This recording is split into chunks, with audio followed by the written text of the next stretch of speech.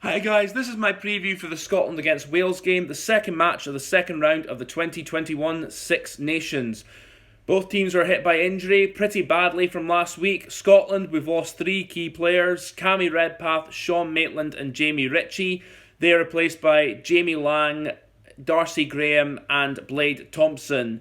Sean Maitland and Jamie Ritchie believed to be out just for this match. They're expected to be back for the French game. Whereas Cammy Redpath, we don't know if he's going to be back for the rest of the championship, which is a big blow because he had an excellent game against England. With regards to the other changes, excited to see Darcy Graham back, but I don't think Maitland did anything wrong to at all justify not having his place, but sadly injury has taken its toll there. And Jamie Ritchie being lost in the back row is a big blow. I'd say Blade Thompson can offer a bit more physicality with his ball carrying and also is a bit better line-out operator than Jamie Ritchie, but Jamie Ritchie's ability around the field, his technique at the breakdown, the way he causes havoc there, and just his all-round work rate and general play, his tackle count as well, will be much missed. He's been an absolute cornerstone for the Scottish back row in the last year or so. So, big disappointment that he's out. I'm hoping Blade Thompson can step up to the mark, as well as the other players that have come in. James Lang coming in at 12. I think he's a good ball playing 12. I don't think he's as good as Cammy Redpath showed last week. But hopefully he can step up to the mark and have a good game. And Darcy Graham, obviously, if we can get him in some space, he is lightning quick and will cause any defence problems. With Wales, they've made 4 changes. Obviously, the injuries they had last week, they were hit pretty hard. I think at least 5 players went out injured. That they've lost... Actually, no, sorry. It's 5 changes, not 4 changes. Do pardon me. In the pack, their only big change is Aaron Wainwright coming in at 6 because they lost 3 sixes. They lost Dan Lydiate last week. They lost Josh Navidi and Josh McLeod in training. So Aaron Wainwright comes in at 6. Not a bad player to bring in, mind you, on his day. He's absolutely brilliant to watch. And in the backs, obviously, you've got Gareth Davis coming in at 9. And the 3-quarter line, you've got 3 other players as well. You've got Liam Williams, Owen Watkin and Nick Tompkins coming in, which on paper looks very good actually. Despite the injuries, I think on paper Wales have still got a very good team.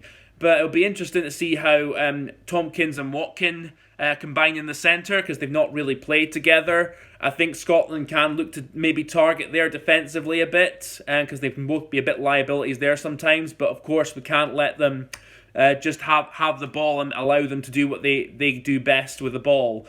And also another area I'm slightly worried about is the wing position. Our right wing, Wales' left wing, because I'm expecting Dan Biggar and Lee Halfpenny to try and put some bombs on Darcy Graham, because Liam Williams, as we all know, is fantastic in the air.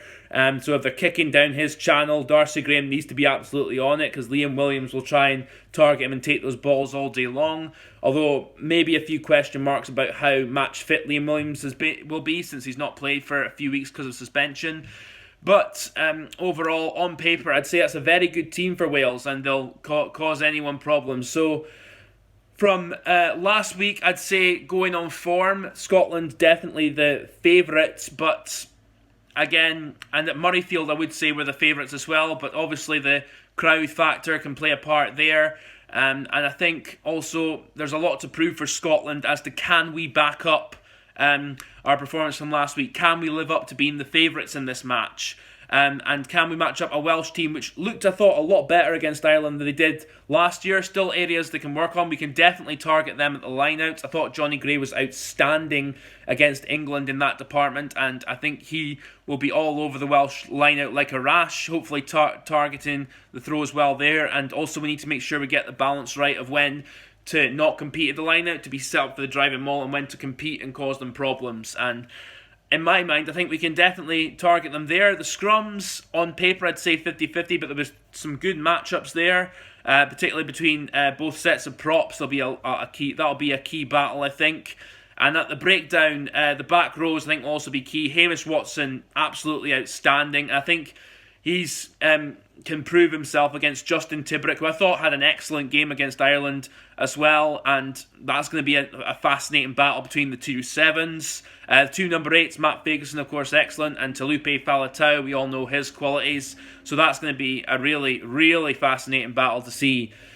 Regards to how I think the game's going to go, I think Wales are going to target Darcy Graham for the kick game. I think they'll look to hit us on the counter-attack when they can. Their defence looked a fair bit better against Ireland, but again, it'd be interesting to see from a defensive point of view how Tompkins and Watkins combine and how they link up and communicate in that side of the game. And so yeah, it'll be interesting. But also, I'm still not convinced Dan Biggar is the right 10 for them for the style of game they're trying to play, and Gareth Davis as well. That's where Scotland need to be sharp, because Gareth Davis, if you throw a loose pass, he can intercept, or you're not tight enough around the breakdowns, he can snipe. But I still think his passing leaves a fair bit to be desired. He's not the best passing 9 in the world, but if we're on it there and get our rush defence right, we can certainly close him down there. But overall, looking at that, it's going to be a very interesting game. I'm hoping to see some open rugby. Obviously, it's been very cold up here in Scotland, so there'll be a lot of cold long sleeves being seen, a lot of cold faces being seen as well. But I think if it's a dry day, which I hope it is, because I'd like to see some good open rugby. I think we can do it. I think Scotland. I'm going to say Scotland by 7. I think we can just do it. But I'm hoping we live up to the favourites tag and understand that this is a new game. And also making sure we control the scoreboard better than we did against England, because that was the main worry against England, is whilst we absolutely battered them throughout the match, we only won 11-6. So Finn Russell needs to have his kicking boots on, keep the scoreboard ticking over, keep the pressure on Wales, and just build in the score, really. Because I think if we can build the score, keep the scoreboard ticking, then the tries will come and the game will take care of itself for us. But yeah, I think Wales, they'll always be a tough team. Obviously, you can't take them for granted whatsoever, and they're more than capable of winning this game themselves. But I'm going to say Scotland by 7, like say. Thank you very much for listening to what I have to say, guys. It's much appreciated. I've got one more preview to do for the Valentine's Day match between Ireland and France. I hope you'll tune in for that. But thank you for listening to this one. Looking forward to it, and I'll catch you later on.